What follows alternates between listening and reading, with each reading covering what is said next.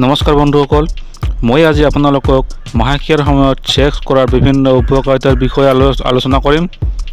ঋতুস্ৰাৱ বা মাহেকীয়াৰ সময়ত শাৰীৰিক সম্বন্ধ কৰাটো স্বাস্থ্যৰ বাবে অতি ক্ষতিকাৰক বুলি ভাৰতীয় সমাজত মানি অহা হৈছে, যদিও আচলতে এইটো এটা ভ্ৰান্ত ধাৰণাহে।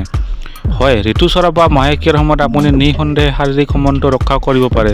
সাধাৰণতে মাহেকীয়াৰ সময়ত নাৰীসকলক যৌন কাৰ্যকলাপত লিপ্ত হোৱাৰ পৰা আঁতৰি থাকিবলৈ কোৱা হয়। আমাৰ সমাজে প্ৰশ্ন কৰে যে ঋতুস্ৰাৱ বা মাহেকীয়াৰ সময়ত শাৰীৰিক সম্বন্ধ কৰাটো স্বাস্থ্যৰ বাবে লাভজনক নে? নিশ্চয়, যদি আপুনি শাৰীৰিক সম্বন্ধ ৰক্ষা কৰাৰ ক্ষেত্ৰত শংকাবোধ নকৰে, তেন্তে ইয়ে স্বাস্থ্যৰ একো ক্ষতি নকৰে। অৱশ্যে শাৰীৰিক সম্বন্ধৰ সময়ত যাতে কোনো ধৰণৰ সংক্ৰমণ নহয়, তাৰ বাবে আপুনি সুৰক্ষাৰ ক্ষেত্ৰত সজাগ হোৱাটো প্ৰয়োজনীয়। ঋতুস্ৰাৱৰ সময়ত শাৰীৰিক সম্বন্ধ কৰিলে গৰ্ভৱতী নহয় বুলি বহুতে ধাৰণা কৰে, কিন্তু চিকিৎসা বিজ্ঞানৰ মতে গৰ্ভৱতী হোৱাৰ আশংকা থাকে। সেয়ে সুৰক্ষাৰ ক্ষেত্ৰত ব্যৱস্থা ল'ব লাগে।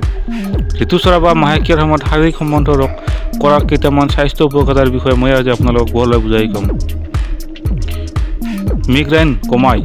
সাধাৰণতে মাহেকীয়াৰ সময়ত মূৰৰ বিষ হয়, কিন্তু যৌন প্ৰয়োগৰ জৰিয়তে মূৰৰ বিষ তথা মানসিক প্ৰশান্তি লাভ কৰিব পাৰে।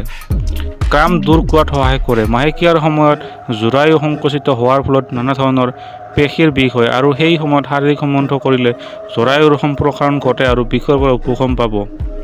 ছেক্সুৱেল ড্ৰাইভৰ বিষয়ে। মহিলাসকলৰ ঋতুস্ৰাৱ হোৱাৰ দুসপ্তাহ আগৰ ছেক্সুৱেল ড্ৰাইভ আৰম্ভ হয় আৰু মাহেকীয়াৰ সময়ত বেছিকৈ বৃদ্ধি পাবলৈ ধৰে। ঋতুস্ৰাৱৰ দিন কমে।